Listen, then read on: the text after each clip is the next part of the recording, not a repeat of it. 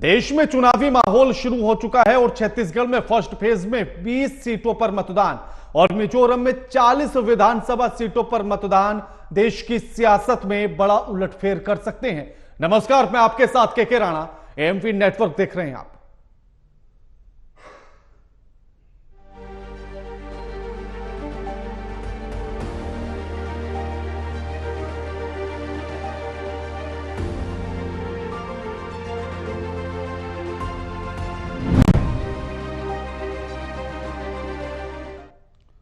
भले ही दोनों राज्यों के सीएम सरकार रिपीट होने का दावा कर रही हो, लेकिन 40 लाख वोटर्स वाले छत्तीसगढ़ तो 8 लाख से ज्यादा वोटर्स वाले मतदाताओं की ओर से नेताओं की हार जीत का फैसला कर दिया गया है, जिसका खुलासा मतगणना के दौरान यानी कि 3 दिसंबर को होगा।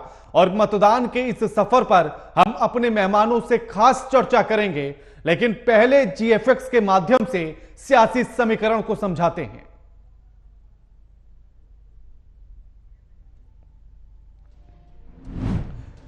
छत्तीसगढ़ चुनाव इम्तिहान 20 सीटों पर मतदान, 233 उम्मीदवारों की किस्मत मतपेटी में कैद हो गई है। 223 उम्मीदवारों की किस्मत मतपेटी में पैक कर दी गई।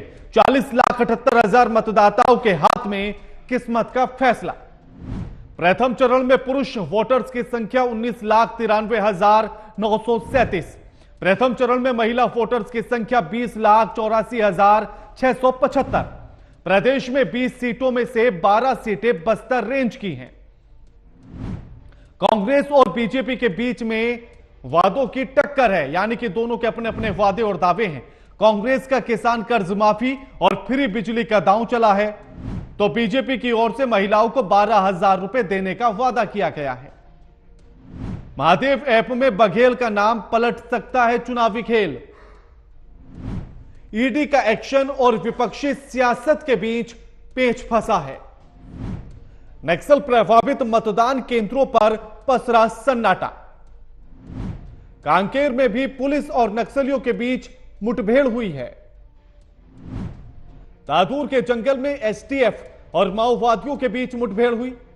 इसी मतदान के दौरान 25,429 कर्मचारियों ने शांतिपूर्वक मतदान कराया। भानु प्रतापपुर सहित 10 सीटों पर दोपहर 3 बजे तक मतदान हुआ।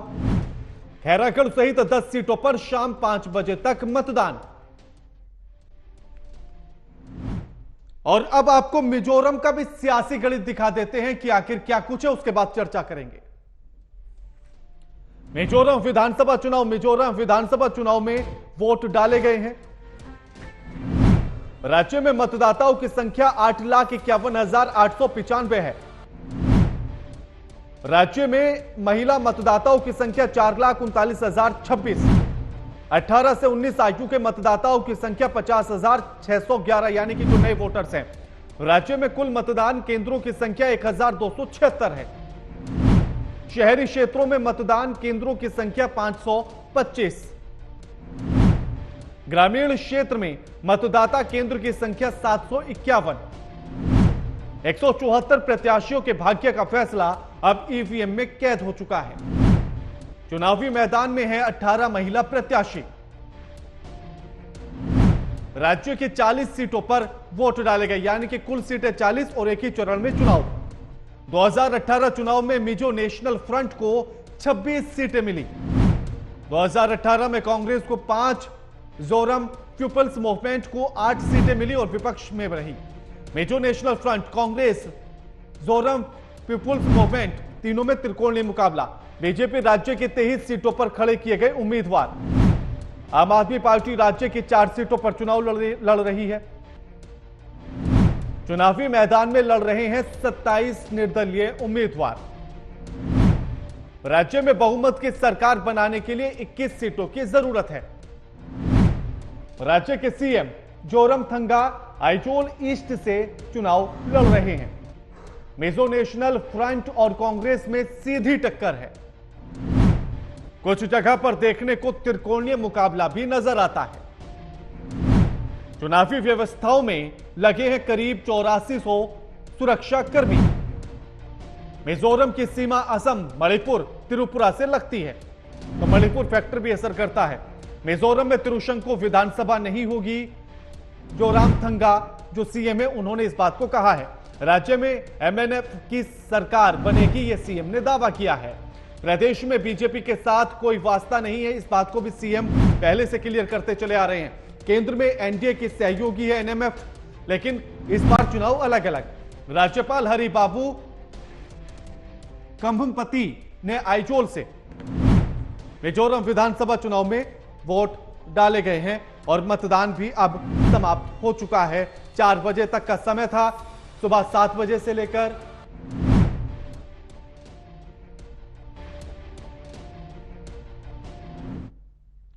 और अब आपको दिखाएंगे मिजोरम के बड़े चेहरे जिनके बीच में कांटे की टक्कर है। ग्राफिक्स के जरिए से आपको दिखाते हैं बड़े चेहरे। मिजोरम पीपल्स पार्टी और कांग्रेस के बीच टक्कर बताई जा रही है, यानी कि सीधी टक्कर। अब इनमें लालथंग सांगा है और सीएम जोरमथंगा, यानी कि एक ही जगह से चुनाव लड़ रहे हैं। दूसरी तरफ जेवान चावंग है और दूसरी तरफ लालहुआ और फिर रॉबर्ट रोमांदिया रॉबर्ट हैं और लाल रिडिका। अब बड़े चेहरे ये आपको दिखाए मिजोरम पीपल्स मूवमेंट और कांग्रेस के बीच लालथन सांगा और सीएम जोरमथंगा के बीच सीधी टक्कर है चुनाव में। वानचावंग है और लालडुहोमा है, दोनों के बीच सीधी टक्कर है, यानी कि कांग्रेस और एमएनएफ पार्टी के बीच जिन चेहरों के बीच में सीधी टक्कर है या जो बड़े चेहरे हैं जो चुनावी मैदान में हैं और जिनकी किस्मत का फैसला अब सीधे तौर पर ईवीएम में कैद हो चुका है। 3 दिसंबर को यह पिटारा खुलेगा तो पता लगेगा कि कौन जीतेगा और कौन हारेगा। अब ये सीधी टक्कर और चेहरे आपको हमने बताया कि मिजोरम में कौन कौन से बड़े चेहरे, जैसे कि रॉबर्ट रोमांतिया हैं और दूसरी तरफ राल्टिको, और ये बड़े चेहरे। और इसके बाद अब आपको दिखाते हैं छत्तीसगढ़ के बड़े चेहरे जिनके बीच में सीधी टक्कर नजर आ रही है। कौन कौन से बड़े चेहरे हैं और कौन किसको टक्कर दे रहा है छत्तीसगढ़ में, आपको दिखाते हैं। ग्राफिक्स के जरिए से आपको यह समझाएंगे। कांटे की टक्कर है बीजेपी और कांग्रेस के बीच। एक तरफ विनायक गोयल हैं और दूसरी तरफ दीपक बैज हैं, फिर श्याम मुका हैं और कवासी लखमा जो कैबिनेट मंत्री भी हैं। विजय शर्मा है बीजेपी से, तो कांग्रेस से मोहम्मद अकबर हैं, मंत्री भी हैं। बीजेपी से चेतराम और उधर आईएनएससी से छविंद्र कर्मा हैं, कांग्रेस के बड़े नेता के बेटे हैं। बीजेपी की तरफ से मनीराम कश्यप और कांग्रेस की तरफ से इधर बीजेपी की तरफ से किरण सिंह देव और फिर जितिन जायसवाल कांग्रेस की तरफ से चुनावी मैदान में हैं। बीजेपी की तरफ से चेतराम अटामी हैं और कांग्रेस की तरफ से छविंद्र कर्मा हैं। महेंद्र गागड़ा हैं बीजेपी की तरफ से और विक्रम मंडावी हैं कांग्रेस की तरफ से। रमन सिंह बड़े चेहरे बीजेपी की तरफ से हैं, लेकिन उनके सामने खड़े हैं गिरीश और कांग्रेस की तरफ से, यानी कि 3 कैबिनेट मंत्री भी इस बार हैं और बीजेपी की तरफ से 4 पूर्व कैबिनेट मंत्री हैं और पूर्व मुख्यमंत्री हैं और साथ ही एक आईएएस अफसर भी चुनावी मैदान में उतरे हुए हैं। अब ऐसे में कांग्रेस की तरफ से एक बड़े नेता के बेटे छविंद्र को भी चुनावी मैदान में उतारा गया है और अब किस्मत तय हो चुकी है। यह प्रथम चरण के बड़े चेहरे छत्तीसगढ़ में आपको दिखाए थे। अब सीधा चर्चा की तरफ आपको लेकर चलते हैं कि छत्तीसगढ़ में जो मतदान हुआ और मिजोरम में जो सभी सीटों पर मतदान हुआ वो क्या कुछ कहता है, क्या इशारा करता है। दावे तो सभी पार्टी ने अपने अपने कर दिए हैं। मिजोरम में भी अपनी तरफ से दावे कर दिए गए हैं। कांग्रेस के प्रदेश अध्यक्ष ने भी दावा कर दिया है कि 22 सीटें भैया उनकी पार्टी जीत रही है। लेकिन क्या ऐसा होता हुआ नजर आ रहा है क्या? क्योंकि पिछली बार तो महज 5 सीटों पर ही संतोष उनको करना पड़ा था। तो इस बार क्या ये कमाल कर पाएंगे? 5 से सीधा 22 पर पहुंच जाएंगे या नहीं पहुंच जाएंगे? अब ये बड़े चेहरे आपकी टीवी स्क्रीन पर है। दंतेवाड़ा से हैं चेतराम अटामी हैं और कांग्रेस की तरफ से छविंद्र कर्मा है। बीजापुर से महेश गांगड़ा है और इधर विक्रम है कांग्रेस की तरफ से। राजनांदगांव से रमन सिंह चुनावी मैदान में है। कोंडागांव से लता उसेंटी हैं और कांग्रेस की तरफ से मोहन मरकाम। दीपक बैज और बीजेपी की तरफ से विनायक गोयल हैं, दोनों बड़े चेहरे। दीपक बैज कांग्रेस के प्रदेश अध्यक्ष भी हैं और चुनावी मैदान में भी हैं। कोंटा से बीजेपी की तरफ से और फिर उधर कांग्रेस की तरफ से, यानी कि कांटे की टक्कर। ये हॉट सीट है, बड़ी सीटें हैं, बड़े चेहरे चुनावी मैदान में उतरे हुए हैं। कांग्रेस की तरफ से छविंद्र कर्मा दंतेवाड़ा से हैं और सबसे बड़ी बात यह कि कांग्रेस के वरिष्ठ नेता के बेटे हैं, तो दाव इनकी किस्मत का, और किस्मत अब ईवीएम में कैद है। तो 3 दिसंबर को जब यह पिटारा खुलेगा तो किसकी किस्मत खुलती है, किसकी किस्मत में क्या लिखा है और जनता ने क्या फैसला ईवीएम में लिखकर कैद कर दिया है, ये सारी बातें स्पष्ट हो जाएंगी।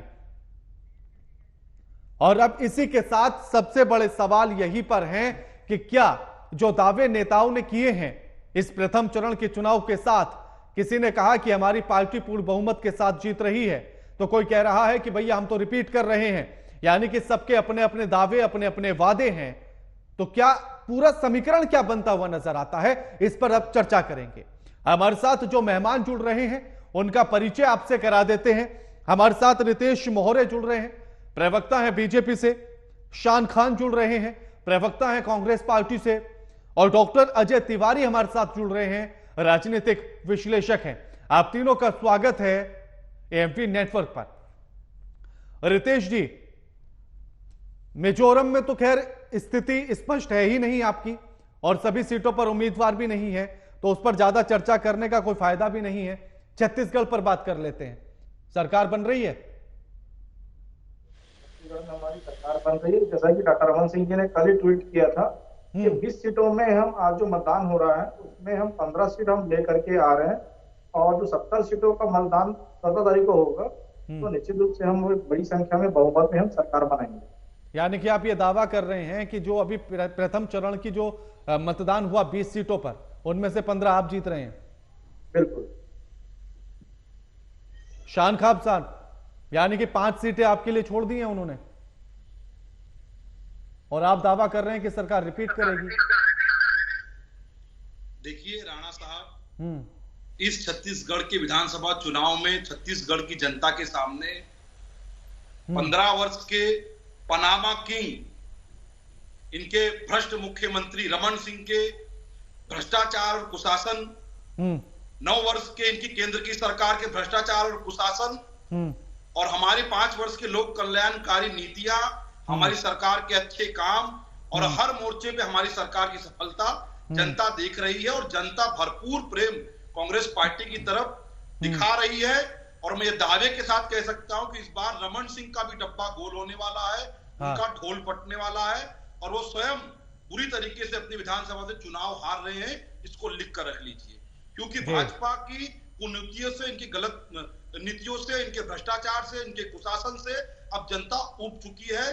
छत्तीसगढ़ में पूर्ण बहुमत के साथ, प्रचंड बहुमत के साथ पुनः कांग्रेस की सरकार बनने जा रही है, और भारतीय जनता पार्टी और इनके पनामा किंग, इनके भ्रष्ट जो मुख्यमंत्री रहे थे, जो बड़े बड़े दावे कर रहे हैं, उनके तमाम दावों की पोल खुलने वाली है, और वो स्वयं बुरी तरीके से चुनाव हार कर घर बैठने वाले हैं। आप देखिए किस प्रकार से छत्तीसगढ़ के चुनाव में भारतीय जनता पार्टी एन प्रकार से कांग्रेस पार्टी को परेशान करने, बदनाम करने का प्रयास करती है। कभी ईडी बेचती है, कभी कुछ करती है, किंतु कांग्रेस का ये रथ रुकने वाला नहीं है। देश के गृह मंत्री अमित शाह जी छत्तीसगढ़ में जाकर महादेव ऐप का जो घोटाला सामने आ रहा है, या उसमें जो मनी लॉन्ड्रिंग का मामला सामने आ रहा है, उसका कोई असर नहीं पड़ेगा? अरे देखिए राणा साहब, देश के गृह मंत्री वहां प्रचार करने जाते हैं, वो हमारे मुख्यमंत्री को चुनौती देते हैं कि आइए बहस कर लीजिए। अब जब हमारे मुख्यमंत्री ने चुनौती स्वीकार कर ली तो भागे भागे फिर रहे हैं। आ जाइए ना मैदान में। यदि आपको लगता है कि आपके 15 वर्ष की सरकारों ने, या आपके अभी 9 वर्ष की जो केंद्र की सरकार है उसने बड़ा अच्छा काम किया है, तो आइए बहस करते हैं। हमने तो चुनौती स्वीकार कर ली है, क्यों भागे भागे फिर रहे हैं अमित शाह जी? आ जाए ना मैदान में, बहस कर लेते हैं, जनता देख लेगी। ठीक है अजय तिवारी जी, जिन 20 सीटों पर चुनाव हुआ, मतदान हुआ अभी छत्तीसगढ़ की, क्या समीकरण बनता हुआ नजर आ रहा है? क्योंकि दावे तो दोनों पार्टियों ने अपने अपने कर दिए। एक ने 15 सीटें जिता ली हैं अपनी, और एक ने पूर्ण बहुमत की सरकार बना ली है।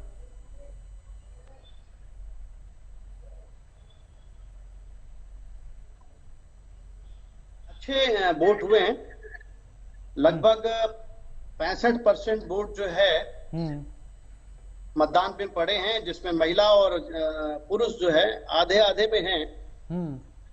और दावा करना अपनी अलग बात है, कांग्रेस अपना दावा कर रही है, बीजेपी अपना दावा कर रही है, लेकिन इन 20 सीटों पर बहुत अच्छे कद्दावर नेता वो भी हैं, और जो आगे 70 सीटों पर कद्दावर नेता हैं वो भी हैं। लेकिन थोड़ा सा जो छत्तीसगढ़ के मुख्यमंत्री काल में अभी जो कांग्रेस की चल रही है, जिसमें नक्सलवादियों का जो एक हमला और ये थोड़ा सा तोड़ फोड़, एक आध सीआरपीएफ के जवान भी घायल हुए हैं, ये थोड़ा सा चुनाव को डिस्टर्ब किए हैं।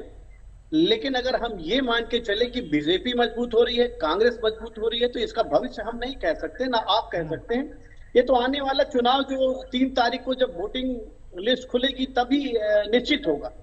लेकिन दोनों तरफ भाजपा ने भी प्रलोभन देने का काम किया है, जिस तरह से महिलाओं को धन देने का प्रलोभन दिया है, उसी तरह से कांग्रेस ने भी बिजली मुफ्त और बाकी चीजें मुफ्त करने का काम किया है। तो इस मुफ्त का जो सिस्टम है, ये जो अजय जी फ्री की रेवड़ी वाले जो बयान आते हैं, हाँ, तो पीछे तो कोई भी नहीं है इसमें। मैं राणा साहब वही कहना चाहता हूं कि पता नहीं क्यों देश के प्रत्येक लीडर्स को अब क्या हो गया है कि रेवड़ी के अलावा वो विकास की बात नहीं करती। मैं जानना चाहता हूं कि इस चुनाव में दोनों पार्टियों का मुद्दा क्या है। दोनों पार्टियों ने अपने मुद्दे को उजागर नहीं किया है कि हम अस्पताल बनवा देंगे सरकारी, हम स्कूल बनवा देंगे सरकारी, हम गरीबों के उत्थान के लिए उन्हें जो व्यवस्था जो हम जो देने जा रहे हैं वो सबसे बड़ी चीज है रोजगार। हम रोजगार देने की बात करेंगे। लेकिन एक चीज जरूर कहा जाएगा कि चाहे वो भारतीय जनता पार्टी हो, चाहे आम आदमी पार्टी हो, चाहे कांग्रेस हो, इन्होंने मिडिल क्लास के लोगों से धन लेना और बाकी जनताओं को देने का काम बड़ा अच्छा सीख रखा है जी। जिसको देखो वो फ्री की नहीं, रेवड़ी तो मैं फ्री की क्या कहूं, ये फ्री का नहीं है, ये उन मिडिल क्लास के लोगों की मेहनत का पैसा है जो जीएसटी के तौर पर सरकार लेती है। आज भारत देश के किसी भी राज्य में किसी भी राज्य के लीडर ने, चाहे वो कोई मुख्यमंत्री हो, किसी भी पार्टी के दल का व्यक्ति हो, किसी ने अपना फायदा जो आ रहा है उसे नुकसान नहीं होने दिया। चाहे जैसे एग्जाम्पल के तौर पे पेट्रोल, डीजल, क्योंकि उससे इनको ज्यादा मुनाफा मिल रहा है, इसमें उसमें कमी नहीं करेंगे। हाँ, जनता का जीएसटी मिल रहा है, उसे ढंग से बांटने का काम ये जरूर करेंगे, चाहे बिजली के माध्यम से, चाहे पानी के माध्यम से, चाहे ये दान देने के माध्यम से। बड़े मास्टर हैं ये सभी लोग, बहुत अच्छे दानी हैं, और ये सारे नेता दानी बन करके इस जनता को सिवाय बेवकूफ बनाने का कोई काम नहीं कर रहे हैं। इन्हें अभी से देखना होगा कि जनता के और देश के और राज्य के विकास के लिए रोजगार जरूरी है, अस्पताल जरूरी है, स्कूल जरूरी है, व्यवस्था जरूरी है। तो उस व्यवस्था के अलावा आप किसी को फ्री मत दीजिए, पंगु बनाने का काम मत करिए। बाकी काम तो जनता अपने आप समझाएगी। इस बार जो कांग्रेस ने किया या बीजेपी जो रमन सिंह ने जी किया, इस बार के चुनाव में बिल्कुल क्लियर फंडा है। वो नरेंद्र मोदी जी, जो नरेंद्र मोदी जी 2014 के बाद से जो लोकप्रियता उनकी चली, और 2019 में जिस विधायक और जिस सांसद ने मोदी के नाम पर चुनाव जीतने का काम किया, मोदी जी को भी लगा। 15 अगस्त 2023 से पहले मोदी जी ने सारे सांसदों को बुलाया और राणा साहब कहा कि जो भी अपने क्षेत्र में ठीक ढंग से नहीं जाएगा उसकी टिकट काट दी जाएगी। क्या है इसका मतलब? इसका मतलब मोदी जी को इस बात का एहसास हो चुका है कि मोदी के नाम पर चुनाव जीतने वालों ने सही ढंग से काम नहीं किया। बिल्कुल। और कांग्रेस वाले, कांग्रेस के लोग आज किसी भी तरह से चुनाव जीतने का जो शब्द इस्तेमाल कर रहे हैं, आप उसे मत कहिए। ये भारत देश है, भारत देश में हर पक्ष को समरसता लाने का काम करना चाहिए। बिल्कुल। और चुनाव के अंदर राणा साहब, मैं फिर से कहूंगा, जनता जनार्दन भगवान है, और जनता से अपील है कि आप किसी पार्टी विशेष पर मत जाइए, व्यक्ति विशेष पर जाइए, ताकि आपके साथ विधानसभा में अच्छी नीयत के साथ आपका विधायक मिल सके। बिल्कुल। रितेश जी, अगर मतदान प्रथम चरण में 65% तक होता है तो बहुत संतोषजनक नहीं है ये और भी तो बढ़ाया जा सकता था। इतनी रैलियां, इतने भाषण, इतने वादे, इतने दावे, फिर भी आप 65% जनता को ही वहां तक लेकर आ पाए। पोलिंग बूथ तक? जानते हैं कि अभी विगत कुछ दिनों में नक्सली घटना आदिवासी अंचलों में बढ़ा है। इसके कारण आम जनता में भय का माहौल है। उसका केवल एक ही कारण है कि 5 साल में नक्सल घटना लगातार आदिवासी क्षेत्रों में बढ़ा है और आदिवासी और ऐसे कुछ पिछली बार कितना था रितेश जी? पिछली बार कितना था?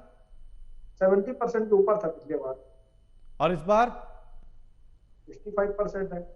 5% इसलिए घटा कि नक्सली घटनाएं बढ़ गई हैं। बिल्कुल बिल्कुल। आज सुबह की आप बात करूं तो सुकमा में और नारायणपुर में भी नक्सली घटना हुई है। इसका प्रभाव ना कहीं ना कहीं होता है, एक भय का वातावरण बनता है कि अगर वोट डालने जाऊंगा तो मैं मारा जाऊंगा। तो एक मतदाता सोचता है कि अपने जान माल की रक्षा करें, क्योंकि इस कांग्रेस सरकार कहीं ना कहीं आम नागरिक की सुरक्षा के विषय में कहीं ना कहीं फेल हुई है और जितने उनके जो वादे थे पूरे ढकोसले साबित हुए हैं। आदिवासी अंचलों में अगर मैं बात करूं काम करने के लिए तो मोदी जी ने 3000 करोड़ का जो रेलवे परियोजना जो लाई है और उन्होंने कई सारी केंद्र की योजना है जो आदिवासियों चाहे किसानों के हित के लिए वो काम किया। 6000 रुपए सालाना वो किसानों के खाते में डाल रहे हैं और 5 किलो चावल देने का जो उन्होंने वादा किया और लगातार कोरोना काल से आ रहा है। मगर इस सरकार को उनके पेट में दर्द होता है और कहीं ना कहीं वो आम जनता के उस चावल में भी डाका डालने का काम करते हैं। तो जनता आज कहीं ना कहीं पूरे माहौल में अगर आप देखेंगे, अगर सर्वे करेंगे तो कांग्रेस की सरकार से रुष्ट है।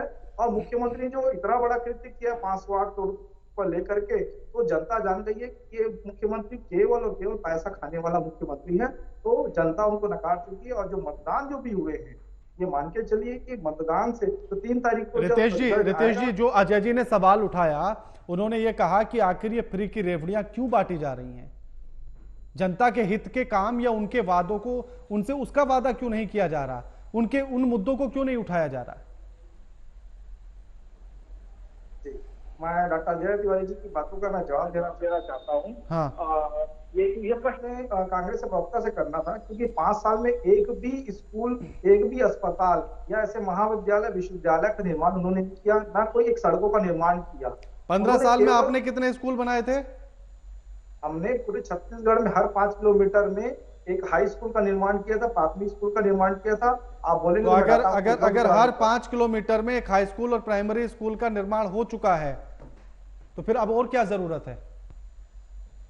अभी शिक्षा के स्तर में अभी आप देखेंगे तो वही तो मैं कह रहा, स्तर तो बेहतर हो जाना चाहिए था छत्तीसगढ़ का, अगर हर 5 किलोमीटर पर हाई स्कूल खुल रहा है तो। अभी कांग्रेस की आप देख रहे हैं कि उन्होंने एक भी ऐसा जन जागरण अभियान नहीं कराया कि स्कूल में बच्चे जाएं। रितेश जी थोड़े से आंकड़े दुरुस्त दीजिए, आंकड़े दुरुस्त दीजिए प्लीज। मैं आपको डाटा उपलब्ध करा दूंगा, मैं बोल रहा हूँ 15 सालों में। तो उल्टा सीधा डाटा मत दीजिए। पैड में उपलब्ध भाई साहब आपको मैं बता देता हूँ। 15 साल में जो सरकार की ने स्कूल को जो स्तर बढ़ाया है तो मैं आपको आंकड़ा दे दूंगा। और मैं ये पूछ रहा हूँ ना, मैं बता रहा हूँ कि हमने स्कूल बनाया, कॉलेज बनाया, महाविद्यालय बनाया, विश्वविद्यालय निर्माण किया, अस्पताल भी बनाए हैं। कांग्रेस सरकार में हुआ है कि इन 5 सालों में? बताइए, कांग्रेस प्रवक्ता बता दीजिए या राजनीतिक विश्लेषक बताए बैठे हैं, उनको भी जानकारी होगा, तो बताएं एक बार की 5 सालों में कितना। इस बार आपके मुद्दे क्या थे रितेश जी? इस बार के मुद्दे किसान, युवा, आदिवासी अंचल और महिला, इस सब विषय को लेकर हम चुनाव लड़ रहे हैं। ठीक है अजय जी, आप कुछ कहना चाहते हैं? आपने 2-3 बार हाथ उठाया।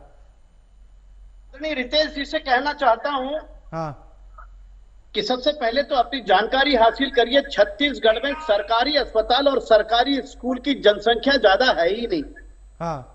प्राइवेट स्कूल जरूर बने हैं, नेताओं के डिग्री कॉलेज जरूर बने हैं, पर सरकारी अस्पताल और सरकारी स्कूल बनाने में दोनों सरकार नाकाम रही है। दूसरी चीज, इस चुनाव में 8 लाख मतदाताओं के ऊपर 1 लाख से ज्यादा सुरक्षा कर्मी लगाए गए, जिसमें सेंट्रल सरकार के जो सुरक्षा कर्मी भी हैं, राज्य सरकार की भी है। लेकिन नक्सलवादियों का जो जिस तरह से हौसला बढ़ा है, उसमें कहीं ना कहीं दोनों पार्टियां अपने आप को बयान देने से कतरा रही हैं। तो रितेश जी, ये चुनाव, आगे आने वाला चुनाव तभी सक्सेस होगा जब जनता के हित में सही दिशा में काम किया जाए। प्राइवेट स्कूल बनाना, प्राइवेट डिग्री कॉलेज बनाना, ये तो कमाने का धंधा है। सरकारी स्कूल और सरकारी अस्पताल बनाना, यह राज्य के विकास, गरीब आदमी के विकास की योजनाओं में शामिल होना चाहिए। जी बिल्कुल। शान साहब जवाब दीजिएगा, क्योंकि वो कह रहे हैं कि आपकी सरकार ने कोई काम नहीं किया था 5 सालों में, इसीलिए नक्सली घटनाएं भी बढ़ी और स्कूल अस्पताल तो आप भूल ही गए। क्षमा चाहता हूं, मैं सुन नहीं पाया, मेरा ऑडियो कट हो गया था। उनका सवाल यह था कि आपकी 5 साल, रितेश जी का, बीजेपी के प्रवक्ता का यह सवाल आपसे था कि आपने 5 साल में नक्सली घटनाओं को बढ़ावा दिया और स्कूल और अस्पताल आप भूल ही गए। ये प्रश्न पूछ रहे हैं, बड़ी हंसी की बात है। जिन लोगों ने छत्तीसगढ़ की जनता का धन 15 वर्ष तक डकार गए हो, जो भ्रष्टाचार में सारे रिकॉर्ड तोड़ चुके हो, जिनका मुख्यमंत्री पनामा किंग बन गया हो, जिनके मुख्यमंत्री ने एक ईंट न रखी हो छत्तीसगढ़ की जनता के लिए। एक एक करके बात करेंगे रितेश जी, एक एक करके बात करेंगे। नहीं, मैं आपके पास लौटूंगा ना, आप बात करते हैं। रितेश जी, मैं आपके पास लौटूंगा, आप अपने पॉइंट को नोट कर लीजिए, फिर बता देना। एक एक करके बात करेंगे। शान साहब पूरी बात रखिए। देखिए राणा साहब, भारतीय जनता पार्टी को हमसे प्रश्न पूछने का अधिकार ही नहीं है, क्योंकि भारतीय जनता पार्टी ने निरंतर 15 वर्ष के शासन में छत्तीसगढ़ को पीछे धकेलने का काम किया, छत्तीसगढ़ को गड्ढे में डालने का काम किया, कोई विकास नहीं किया। इनके मुख्यमंत्री पनामा किंग बन गए, भ्रष्टाचारी बन गए। इन्होंने छत्तीसगढ़ में एक भी नई ईंट नहीं रखी।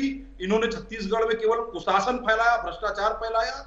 और हमारी 5 वर्षों की सरकार ने जो काम किया उससे जनता खुश है, इसीलिए जनता हमारी तरफ देख रही है और जनता हमको प्रेम दे रही है। शान साहब, अगर आपकी तरफ जनता देख रही है तो क्या इसीलिए मतदान नहीं करने पहुंची? क्योंकि आप ही की तरफ देख रही तो उसे लगा कि मत डालते ही नहीं है, चलिए अपना बन जाएगी। राणा साहब, किसी भी प्रदेश में कम मतदान होना दुर्भाग्यपूर्ण है। मैं समझता हूं हर नागरिक को, हर मतदाता को अपने मताधिकार का प्रयोग करना चाहिए, किंतु कुछ जो नक्सल प्रभावित क्षेत्र है वहां पर कुछ कम मतदान हुआ है, तो ये बहुत अफसोस की बात है। मैं इस पे अफसोस कुछ कम नहीं हुआ, अगर पिछली बार से तुलना किया जाए तो कम से कम 10% कम है। बिल्कुल अफसोस की बात है ये। हाँ, मैं तो अगर आप इतनी रैली, इतने भाषण, इतने दावे, इतने वादों के बाद भी मतदान केंद्र तक जनता को लेकर नहीं जा सकते, तो फिर कैसे यकीन करें? कहीं ना कहीं मतदाताओं में जागरूकता की कुछ कमी रही होगी। लेकिन 5 साल में कमी कैसे आ सकती है? पिछली बार तो 76% के आसपास वोटिंग हुई, इस बार 65-66 पर आकर अगर अटक गई है तो फिर वो कमी कैसे आई जागरूकता की? देखिए, अब उसके पीछे क्या कारण है? अभी मतदान थोड़ी देर पहले ही खत्म हुआ है, उसके पीछे क्या कारण है? तुरंत हम कोई विश्लेषक तो है नहीं कि बता दें कि इस कारण से कम हो गई। तो आप जो जिस बात को आप कह रहे हैं कि आप विश्लेषक नहीं है, लेकिन आपने कुछ तो कोशिश की होगी ना, कोई तो जागरूकता अभियान चलाया होता। आप जो अपने पर्चे बांट रहे थे उसमें एक एक लाइन लिख देते कि भैया मतदान करने जरूर जाना, चाहे किसी को भी देखकर आना। निश्चित रूप से इतना बड़ा दिल भी तो राजनीतिक पार्टियां करें ना अपना। नहीं, निश्चित रूप से राणा साहब, आपकी बात से मैं सहमत हूं। हर पार्टी, हर दल, चुनाव आयोग, हर प्रत्याशी और हर मतदाता का ये जिम्मेदारी है कि वो स्वयं भी मतदान करे और दूसरों को भी मतदान के लिए प्रेरित, प्रोत्साहित करे। तो कहीं ना कहीं जो मतदान कम हुआ उसके पीछे क्या कारण है, नहीं है, उसके भी कारण सामने आएंगे। पर निश्चित रूप से हमारी सरकार के प्रति जनता का प्रेम है, आशीर्वाद है। और पुनः हमारी सरकार बनेगी। भाजपा के जो भ्रष्टाचारी, चलिए प्रेम तो 3 तारीख को पता लगेगा। शान साहब, प्रेम तो 3 तारीख को पता लगेगा। अजय जी, आप ही के पास आ रहा हूं। कहीं ऐसा तो नहीं कि मतदान का जो परसेंटेज गिरा है वो दिवाली की वजह से गिरा हो और छठ की वजह से गिरा हो? क्योंकि लोगों को इस समय पर घर आना जाना होता तो वो रुक रहे कुछ नहीं है, ऐसा बिल्कुल नहीं हो सकता। ऐसा नहीं है, क्योंकि दिवाली और छठ में अभी जो टाइम है वो 11-12 तारीख को दिवाली, 8 दिन है, 7 तारीख है, अभी 4-5 दिन का गैप है। आपने बहुत बड़ी बात कही है कि क्या दोनों पार्टियों ने मतदाताओं को घसीटने का काम नहीं किया, बुलाने का काम नहीं किया, लुभाने का काम सही ढंग से नहीं किया, जिसके कारण से ये परसेंटेज गिरा। और एक चीज और देखनी अनोखी बात है, जब भी किसी की सरकार होती है और सरकार होने के, खान साहब गलतफहमी में मत रहिएगा, यदि आपकी आज सरकार है और सरकार होने के बाद भी परसेंटेज गिरता है, इसका मतलब कहीं ना कहीं आपकी कमजोरी जरूर है, कांग्रेस की कमजोरी जरूर है। इस बात का मैं विश्लेषण कर रहा हूं, मैं बिल्कुल सत्यता के उस पर नहीं कह रहा हूं, बट ये जो हमारा अपना विश्लेषण है वो ये मानता है कि यदि सरकार है, सत्ता जिसकी है और उसका परसेंटेज, वोटिंग परसेंटेज अगर गिरता है तो कहीं ना कहीं जनता को सही ढंग से मतदान के लिए जागरूक नहीं किया गया। और ये जागरूक करने का काम बैनर के तरह, सरकारी खर्चे के तहत और सरकारी नुमाइंदों के तहत, डीएम है, कलेक्टर है, इनके तहत राज्य सरकार का काम होता है, न कि विपक्ष पार्टियों का काम होता है। विपक्ष पार्टी तो अपनी जीत के आसार के लिए प्रचार प्रसार करती है। ये तो राज्य सरकार का काम था कि ज्यादा से ज्यादा संख्या में मतदान हो। और यह मतदान अगर 76 से 65-70 पर जाती है तो इसका मतलब कहीं ना कहीं राज्य सरकार की कांग्रेस को खतरा दिख रहा है।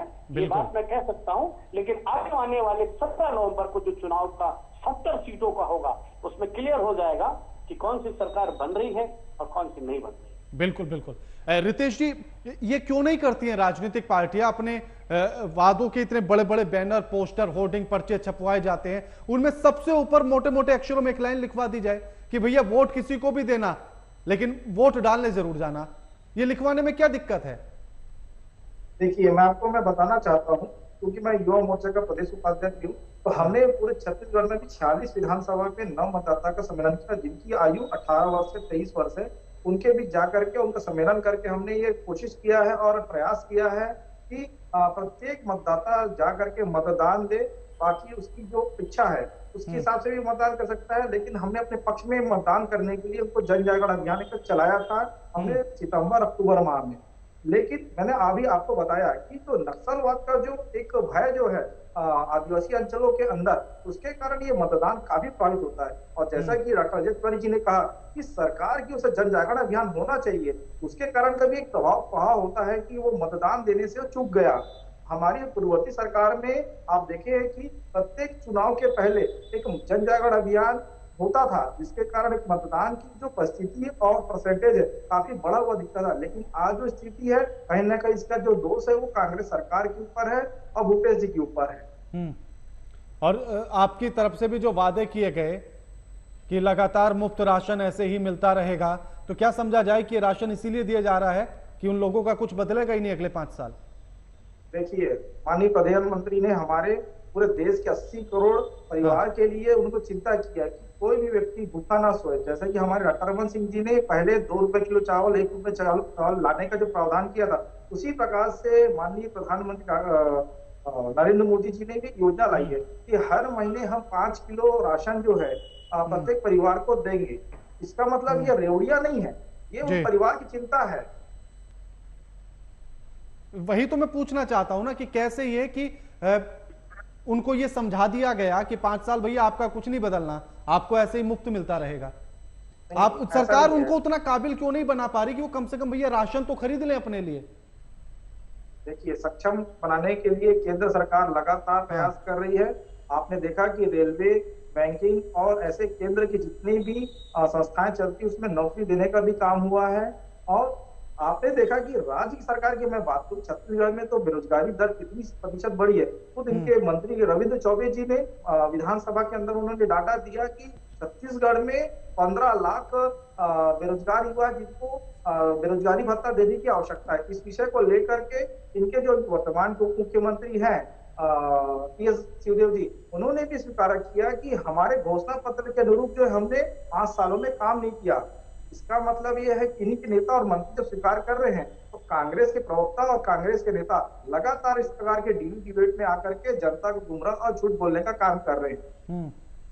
बिल्कुल। एक और आंकड़ा अपना दुरुस्त कर लीजिए, 80 करोड़ परिवार नहीं, 80 करोड़ लोग। रितेश जी, इसके लिए समझ आऊंगा। हाँ, कोई नहीं। शान साहब, अब सवाल यह है कि अगर परसेंटेज गिर रहा है तो क्या समझा जाए कि सरकार ने काम ही नहीं किया? और रितेश जी तो सीधा आरोप लगा रहे हैं आप पर कि नक्सली घटनाएं बढ़ी इसीलिए लोग नहीं पहुंच रहे हैं, तो ये तो आपके लिए बड़ी खतरे की घंटी है। फिर कैसे सरकार रिपीट की बात करेंगे आप? देखिए राणा साहब, भारतीय जनता पार्टी के शासन में किस प्रकार से नक्सलवाद से छत्तीसगढ़ पीड़ित था, किस प्रकार से हमारे नेताओं की हत्या कर दी गई थी, ये बात किसी से छुपी हुई नहीं है।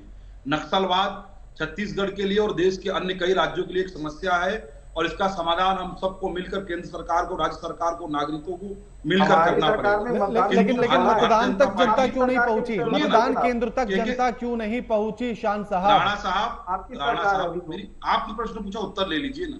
हाँ, मैं नक्सलवाद वही तो सवाल पूछ रहा हूँ ना देश के कि लिए- मतदान केंद्र तक जनता क्यों नहीं पहुंची? सुन तो लीजिए राणा और- साहब, हाँ, राणा साहब सुन तो लीजिए पहले।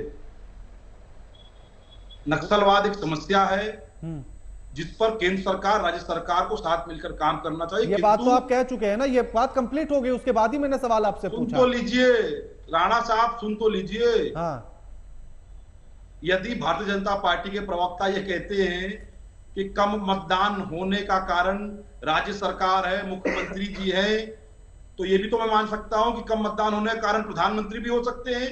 हो सकता है प्रधानमंत्री के कामों से देश की जनता, छत्तीसगढ़ की जनता इतनी निराश है कि वो मतदान करने ही नहीं निकली। अच्छा, ये भी तो हो सकता है। तो ये लोकसभा के चुनाव में शान साहब तर्क थोड़ा अच्छा दीजिए, तर्क अच्छा दीजिए, बड़ा अच्छा लगेगा सुनने में भी। मतलब ये लोकसभा के चुनाव चल रहे हैं जो प्रधानमंत्री के काम को गिना जाएगा। अभी तो आप कह रहे थे कि सरकार ने बड़ा अच्छा काम किया, जनता खुश है, तो फिर इसको भी प्रधानमंत्री पर ही मान लीजिए।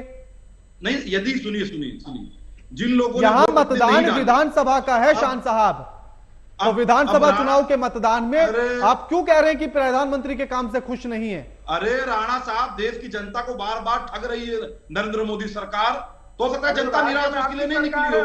जब ये ठगने का काम कर रही है शान साहब समय देता हूं, तर्क अच्छा ढूंढ कर लाइएगा, फिर बात करूंगा आपसे। अजय जी, मैंने बोला हो सकता हाँ, है, मैंने नहीं, तर्क में अच्छा नहीं लगा, तर्क अच्छा नहीं है, तर्क अच्छा नहीं है। मुख्यमंत्री जिम्मेदार शान है, साहब, प्रधानमंत्री शान साहब, जिम्मेदार बड़ी हो क्लियर सकते कट हैं। बात करता हूं, बड़ी क्लियर कट बात करता हूं, तर्क अच्छा नहीं है, अच्छा होता जरूर सुनता। अजय जी, अब बात थोड़ा सा मिजोरम पर कर लेते हैं। एक तो बीजेपी ने आधी सीटों पर अपने उम्मीदवार उतारे और दूसरी तरफ मुख्यमंत्री ने सीधा हाथ झटक लिया और कह दिया भैया प्रधानमंत्री के साथ हम ना मंच साझा करेंगे और ना बीजेपी से हमारा कोई लेना देना। तो ये क्या सब कुछ मणिपुर घटना से रिलेटेड है, इसीलिए डरे हुए थे?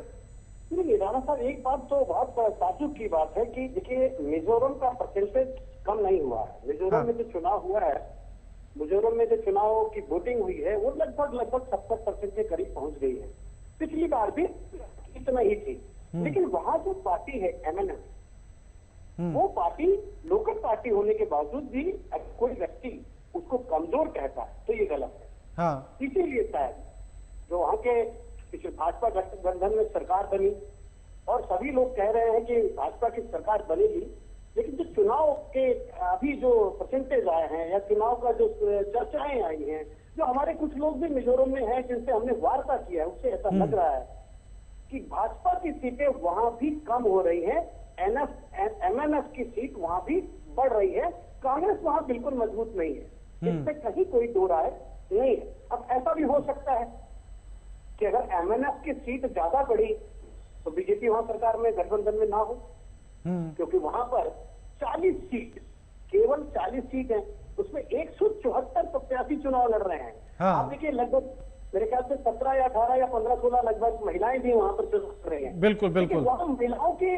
जो सीटें हैं, हाँ। वो भी बहुत देखने वाली बात है कि इस बार की चुनाव में महिलाओं ने बड़ी पुरजोर मेहनत की है और मुझे लगता है कि इन 16 सीटों में महिलाओं की संख्या लगभग 60 से 70% जाने वाली है और वो महिलाएं बीजेपी की नहीं है, वो MNF की है। ऐसी स्थिति में मिजोरम का चुनाव भी गठबंधन से होगा या नहीं होगा, इस पर मुझे शंका है। हो सकता है कि अगर भारतीय जनता पार्टी थोड़ा सा भी वहां कमजोर हुई तो लोकल पार्टी वहां पर सरकार बनाने का काम कर जाएगी, जिसको MNF कहते हैं। शायद इसीलिए उन्होंने प्रधानमंत्री से अपने साथ जोड़ने का काम नहीं किया, साझा होने का काम नहीं किया और इस चुनाव में पिछले 15-20 दिन से भारतीय जनता पार्टी के किसी भी नेता के मंच पर जाने का काम भी नहीं किया बिल्कुल पार्टी ने। ऐसी स्थिति में कांग्रेस तो वहां मिजोरम में सोच ही नहीं सकती। कांग्रेस का जो वोट परसेंटेज जिस हिसाब से देखा गया, कांग्रेस मिजोरम में तो है नहीं। हाँ, एक चीज जरूर कहूंगा, खान साहब, हर आदमी गलत फहमी में मारा जाता है। शायद इसीलिए नरेंद्र मोदी जी आज परेशान है कि हमारी नाम पर चुनाव जीतने वाला सही ढंग से काम किया होता तो आज हमें इतनी लड़ाई नहीं लड़नी पड़ती। और आपको भी बताना चाहता हूं कि आप गलत फहमी में ना रहें, खान साहब, गलत फहमी में ना रहें कि एक भारतीय जनता पार्टी के विधायक ने अगर काम नहीं किया है तो आपकी पार्टी ने भी किसी भी जनता के काम के लिए आंदोलन करने का काम, बिल्कुल, आप पदयात्रा का काम किए हैं, आपने टीवी पे बैठ के बोलने का काम किया है। अगर आपकी पार्टी के लोगों ने जनांदोलन किया होता तो मणिपुर की समस्या पर ही आप प्रधानमंत्री को हराने का काम कर सकते थे। बिल्कुल। और प्याज के नाम पर यदि सरकार गिर सकती है तो आपने आंदोलन किया होता तो टमाटर के नाम पर भी सरकार गिर सकती थी। लेकिन आपका जन आंदोलन जनता के लिए सही ढंग से ना होना चाहिए, इस बात का खामियाजा कांग्रेस पार्टी के लोगों को भुगतना। बिल्कुल। रितेश जी, क्या एक बड़ा झटके के तौर पर इसको माना जाए, या फिर यूं देखा जाए कि 3 दिसंबर को अगर पिटारा खुलेगा तो एमएनएफ और आपकी पार्टी फिर साथ साथ हो जाएंगे? देखिए, ये तो आने वाला वक्त बताएगा, और चूंकि मिजोरम के विषय में बहुत ज्यादा मुझे जानकारी नहीं है, लेकिन ये केंद्रीय नेताओं के विषय के ऊपर है कि वो क्या करते हैं। नहीं, वो तो बात ठीक है, लेकिन अगर सोचे कि वहां के मुख्यमंत्री आपके साथ सेंटर के तौर पर तो आपके गठबंधन में है, और वहां कहते कि हम तो चुनाव अलग लड़ेंगे, हमारा कोई लेना देना नहीं है बीजेपी से, मंच भी शेयर नहीं करूंगा मैं, मुख्यमंत्री ऐसा बयान दे दें तो फिर ये तो एक बड़ा झटका है। रितेश जी, कहीं ऐसा ना हो। जी रितेश जी,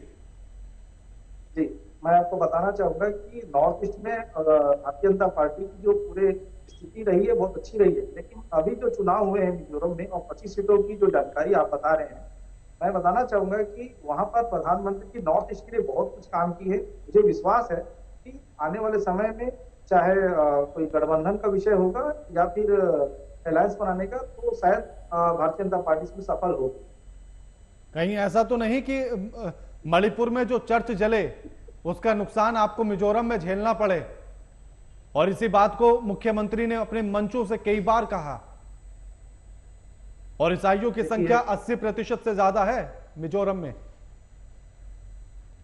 देखिए, जब इस प्रकार की घटनाएं होती है तो उसका प्रभाव निश्चित रूप से पड़ता है, लेकिन आम जनता आज जो है विकास के साथ काम करती है, जो डेवलपमेंट करता है उसके साथ वो पार्टी जाती है।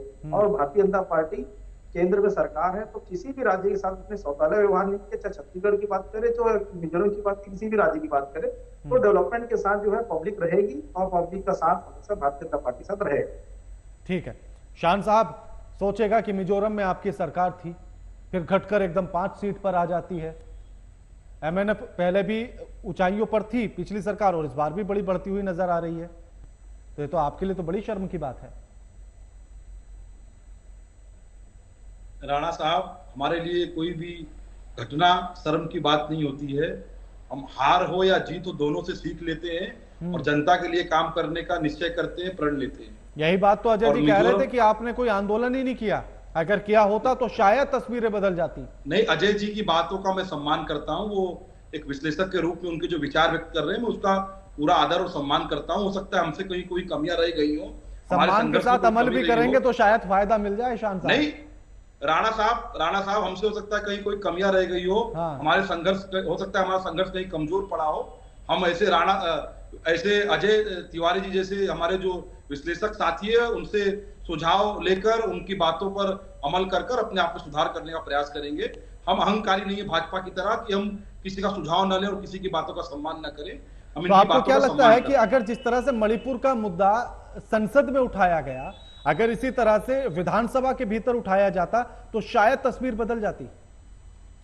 देखिए राणा साहब, कांग्रेस पार्टी ने मणिपुर के मुद्दे को हर स्तर पर हर ढंग से उठाया है, और मणिपुर की हिंसा को रोकने के लिए कांग्रेस ने सरकार से बातचीत करने का प्रयास किया। नहीं, लेकिन वो जो मुद्दा था ना, वो सेंटर का बनकर रह गया।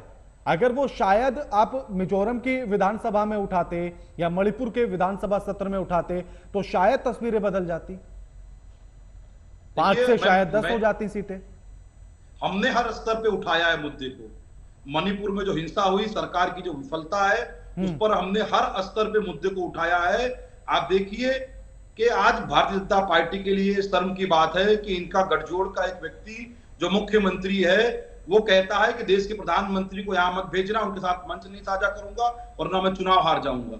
वो कहता है कि केंद्रीय स्तर पे भारतीय जनता पार्टी के साथ हमारा गठबंधन है, किंतु राज्य में हमारा कोई गठबंधन नहीं है। तो आज भारतीय जनता पार्टी के लिए कितनी शर्म की स्थिति आ चुकी है कि उनके गठबंधन का एक साथी, एक दल, एक नेता साफ साफ देश के प्रधानमंत्री के साथ मंच नहीं साझा करना चाहता है, तो ये भाजपा के लिए शर्म का विषय है। भाजपा विचार करे कि उन्होंने ऐसे क्या कर्म किए जिसके कारण उनके ही गठबंधन के साथी उनके साथ, बल्कि प्रधानमंत्री के साथ मंच नहीं साझा करना चाहते हैं। ये तो देश के प्रधानमंत्री के पद के भी गरिमा का अपमान है। ठीक है अजय जी, अगर मिजोरम की पूरी स्थिति को समझा जाए तो क्या लगता है कि इस बार त्रिकोणीय मुकाबला होगा या कोई मुकाबला ही कम नजर आ रहा है?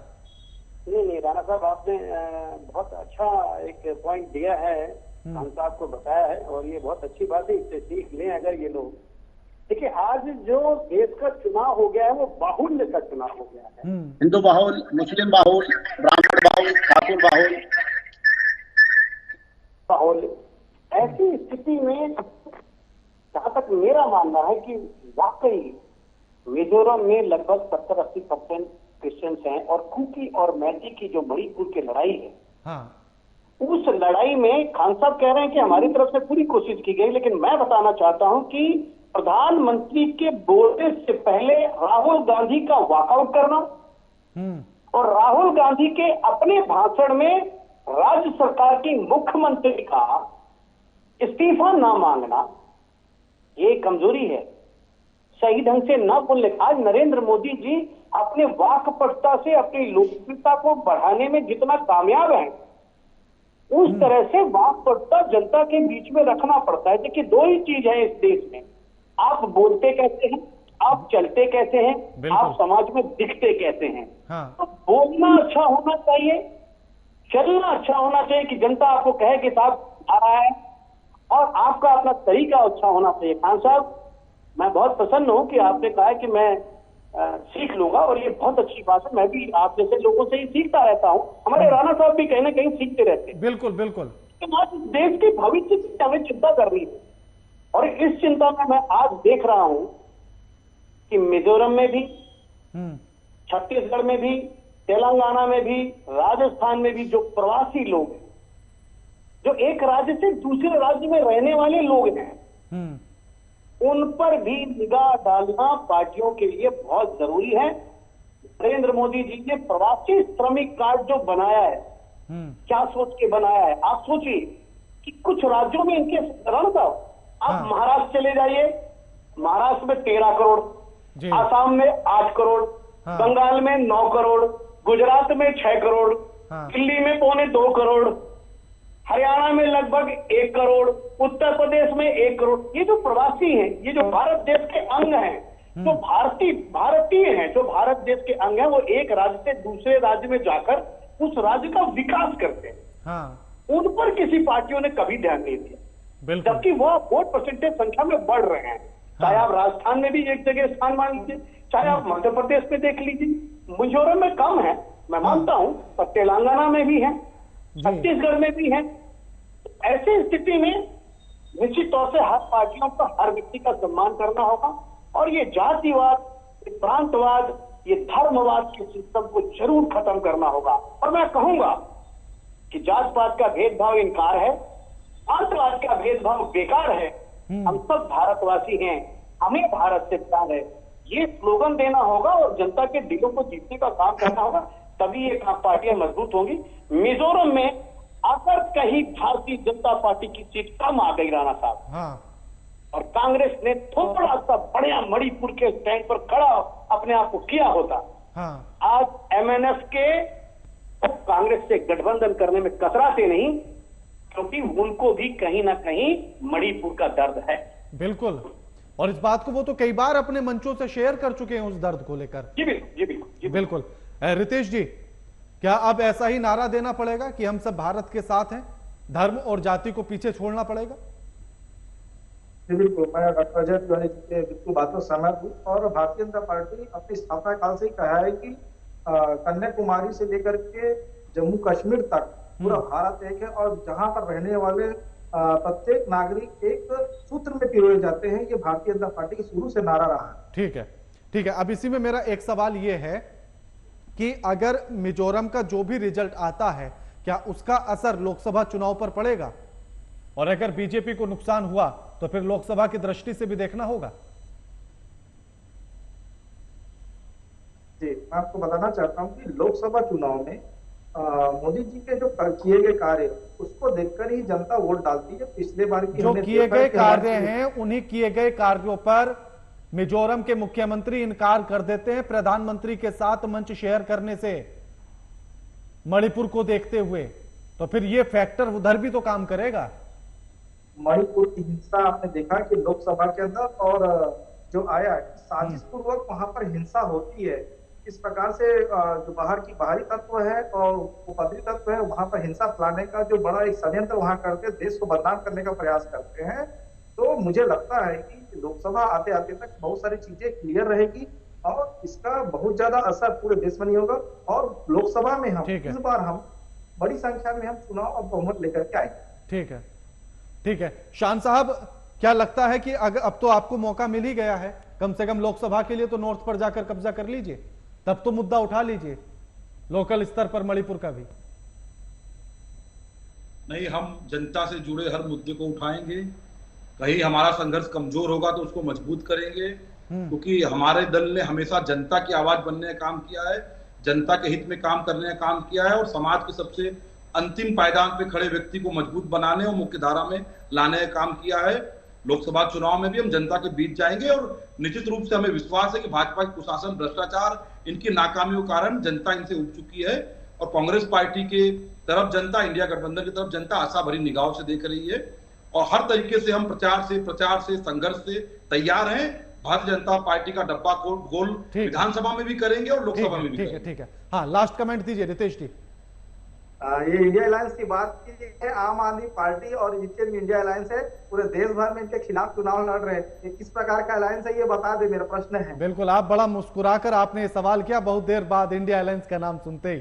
ठीक है अजय जी, मैं आपसे जानना चाहता हूं कि सेमीफाइनल के तौर पर इन 5 राज्यों के चुनाव को देखा जाए और अगर नॉर्थ ईस्ट में जाकर नुकसान बीजेपी को होता है तो उसे लोकसभा की दृष्टि से भी देखना पड़ेगा। बिल्कुल राणा साहब, बहुत अच्छा क्वेश्चन है आपका, क्योंकि 5 राज्यों के चुनाव में अच्छे लोकसभा की सीटें हैं। आप देखिए मध्य प्रदेश, राजस्थान 25 सीट और मिजोरम, छत्तीसगढ़, साथ कुल मिलाकर के लगभग आपको 70-75 सीटें हैं। और ऐसी स्थिति में भारतीय जनता पार्टी को ये जरूर सोचना होगा कि 325 सीट जीतने वाली आज घटकर 303 सीट हो जाती है, चाहे वो नीतीश कुमार जी बाहर चले जाते हैं, चाहे वो शिवसेना बाहर हो जाती है, शिंदे अंदर हो जाते हैं, या अजीत पवार की पार्टी आ जाती है। लेकिन दोनों पार्टियों को अपने अपने वक्तव्य का खामियाजा भुगतना होगा। एक तरफ कांग्रेस के लोगों द्वारा ये बयान देना कि सनातन धर्म के ऊपर कटाक्ष करना या एक बहुत खराब बयान है, इस बात को कांग्रेस के लोगों को एक्सेप्ट करना होगा। दूसरी तरफ भारतीय जनता पार्टी का पवन पुत्र को हर जगह लाना और ऐसे शब्दों का इस्तेमाल करना जिससे केवल और केवल हिंदुत्व ही दिखे, यह अभी कहीं ना कहीं नुकसान हो सकता है। राणा साहब देखिए, यह देश है और इस देश में हम ये नहीं कहते कि किसी भी धर्म का सम्मान हर धर्म का होना चाहिए, हर जाति का होना चाहिए, लेकिन इस तरह के बयान नहीं होने चाहिए। जैसे कांग्रेस में अभी नीतीश कुमार जी हैं और नीतीश कुमार जी ने बिहार में जाति जनगणना कराई। जाति जनगणना होना कोई बुरी बात नहीं, लेकिन किसी भी जाति को यह कहा देना कि राजपूत बिहार में 2.85% है और यादव बिहार में 14% है, तो जिसकी जनसंख्या ज्यादा होगी उसको सुविधा ज्यादा देंगे। मतलब ये कहने का क्या मतलब है कि यानी कि वो रूल हम दो हमारे दो का जिसने पालन नहीं किया वो आदमी सक्सेस हो जाएगा और जिसने पालन किया देश की जनसंख्या के लिए वो सक्सेस नहीं होगा। बिल्कुल। कांग्रेस और बीजेपी को अपने बयानबाजी से थोड़ा बचना होगा और अगर बच के चलेंगे तो सक्सेस होंगे, नहीं चलेंगे तो जुबान की गलती से बहुत से लोकसभा सीट को खोने का काम कोई भी पार्टी कर। हाँ बिल्कुल, शुक्रिया आप तीनों मेहमानों का हमारे साथ चर्चा करने के लिए और ये अपना कीमती समय देने के लिए। लेकिन इसी के साथ परसेंटेज का जो आंकड़ा निकलकर सामने आया प्रथम चरण के छत्तीसगढ़ में संतोषजनक नहीं है। पिछली बार 76% के आसपास मतदान हुआ था और इस बार 65-66 पर आकर अटक गया है। हां, संतोषजनक मिजोरम का जरूर समझा जा सकता है कि 70% से आगे गया है, लेकिन छत्तीसगढ़ में घटता हुआ यह आंकड़ा सोचने का विषय है। अब ऐसे में जनता से यही अपील है कि अभी एक चरण और बचा है जिनमें 70 सीटें हैं, तो इसलिए प्लीज घर से बाहर निकलिए और मतदान करने के लिए जरूर जाइएगा, क्योंकि आपका मतदान का आंकड़ा जितना बढ़ेगा सरकार उतनी बेहतर चुनी जाएगी।